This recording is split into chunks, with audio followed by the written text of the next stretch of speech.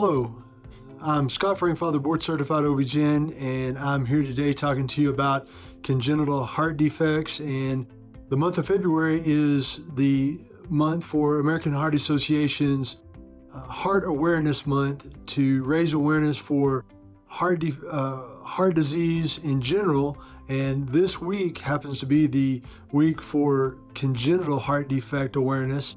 This is really close to my heart because my two daughters were born with congenital heart defects, and we have a wide number of children in Yoakum County that have been born with congenital heart defects. It's a lot more common than you would think. Congenital heart defects happen about once out of every 100 babies. That means in Yoakum County, about every year we have 2 to 3 babies that are born with congenital heart defects. And most of those are not life-threatening. They're usually a structural defect in the heart or in the blood vessels around the heart.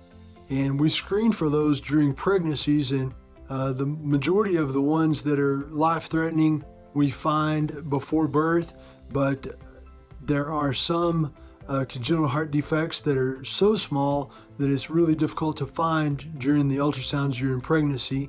So after the babies are born, we screen those babies in the nursery for congenital heart defects with a thorough exam, and we do blood pressures and pulses in all 4 extremities, looking for variances in those readings between the extremities.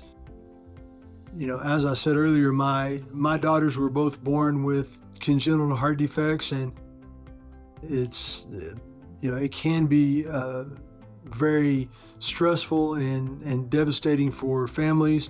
We try to find those congenital heart defects before the babies are born, and if the baby has an underlying defect that is really severe, we try to refer those babies out to hospitals for delivery in a bigger facility that would have access to a cardiac care team and a neonatal ICU.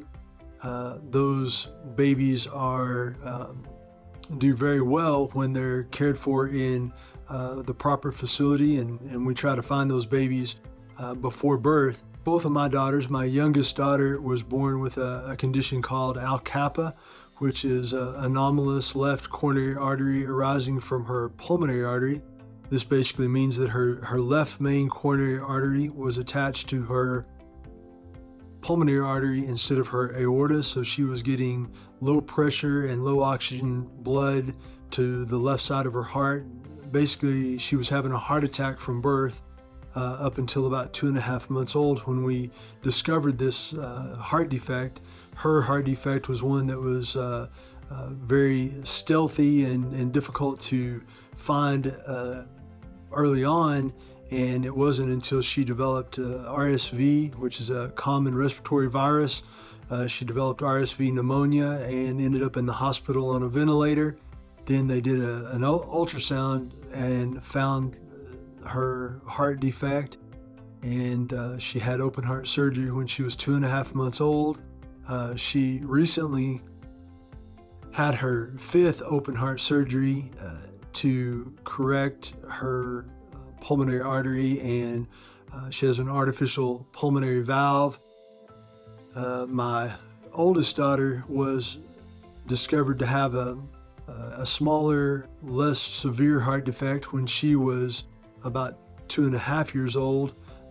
We had an ultrasound done for her heart defect, and they found a hole between the top 2 chambers of her heart called an atrial septal defect. When the heart forms, normally this closes, but in her case it remained open, and it was very large. It was about 25 millimeters, or the size of a quarter. The only way that could really be repaired was with open heart surgery. We have several other children in Yoakum County who have had varying degrees of congenital heart defects. Some have closed on their own and needed no surgery, and others have needed surgery as well. So this is near and dear to our hearts here at Yoakum County Hospital. and we want to raise awareness for congenital heart defects. Thank you.